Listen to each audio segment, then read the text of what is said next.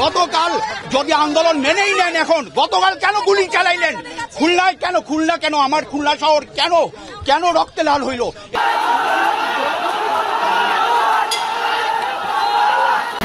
আসসালামু আলাইকুম প্রিয় দর্শক, আশা করছি সকলেই ভালো আছেন। প্রিয় দর্শক, এই মুহূর্তে কুমিল্লা শিক্ষার্থীরা আন্দোলন করছিল, সে আন্দোলনে ছত্রভঙ্গ করেছে পুলিশ এবং ছাত্রলীগ এবং যুবলীগ। দর্শক, ছাত্রলীগ এবং যুবলীগ মিছিলের পেছন থেকে এবং আগে থেকে হামলা চালায়। এই হামলায় 5 জন গুলিবিদ্ধ হয় এবং 20 জনেরও বেশি আহত হয়। তারা হাসপাতালে রয়েছেন চিকিৎসাধীন অবস্থায়, তাদেরকে এলোপাতাড়ি পিটানো হয়। দর্শক, তারা কিন্তু শান্তিপূর্ণ মিছিল করছিল, সকাল থেকেই মিছিল নিয়ে যাচ্ছিল। শিক্ষার্থীরা, তাদের কিন্তু হাতে কোনো লাঠি ছিল না, শুধু ব্যাগ ছিল আর আন্দোলন করছিল। আর এদিকে ছাত্রলীগ আর যুবলীগ, এরা এই দুই দল মিলে তাদেরকে এলোপাতাড়ি কুপিয়েছে, লাঠি পিটা করেছে, হাত পা ভেঙে দিয়েছে।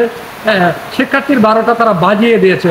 তারা চায় না ছাত্র আন্দোলন হোক, তারা চায় না কোটা সংস্কার হোক, তারা চায় না যে 95% কোটা সংস্কার যে আন্দোলন করছে এটা মেনে নেওয়া হোক। এই বিষয়গুলো নিয়ে শুধু কুমিল্লায় না, বিভিন্ন জেলায় ছত্রভঙ্গ করেছে পুলিশ। এখন পর্যন্ত টিয়ার শেল ছুটছে। তাদেরকে কি অনুমতি না দেওয়া হলে তারা এমনিতে টিয়ার শেল, গুলি, রাবার বুলেট এসব করছে? তারা তো মিছিল করছে রাজপথে। তারা কেউ অস্ত্র নিয়ে যায় নাই, কেউ লাঠি নিয়ে যায় নাই, তারা মিছিল করছে, রাজপথে যাচ্ছে।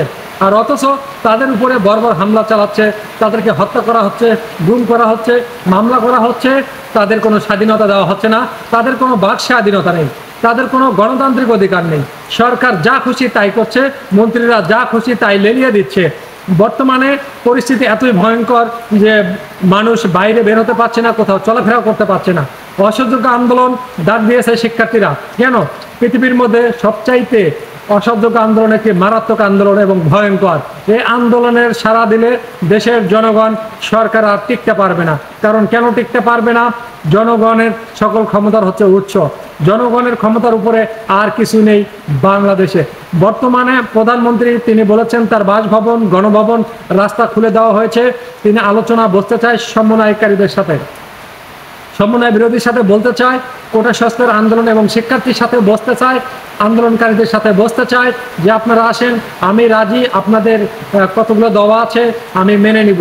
এখন প্রধানমন্ত্রী সবাইকে আহ্বান করছে আসার জন্য। এই সময় একটা কঠিন দাবার চাল চালবে সরকার।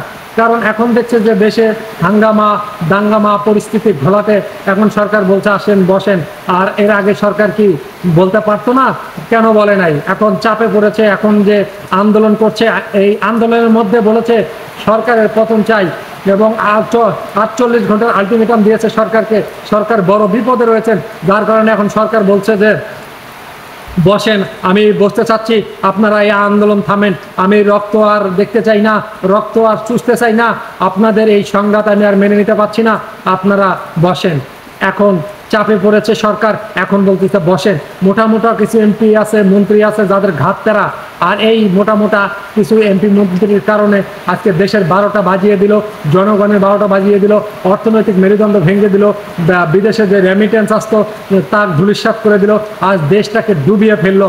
আর এই দেশের অস্তিত্ব রাখতে চাচ্ছে না কিছু ক্ষমতাসীনরা, দেশের মানুষকে শান্তিতে রাখতে চাচ্ছে না, দেশের মানুষকে তারা ডুবে মারতে চায়। এটাই তাদের প্রমাণ, এটাই তাদের লক্ষ্য, এটাই তাদের উদ্দেশ্য।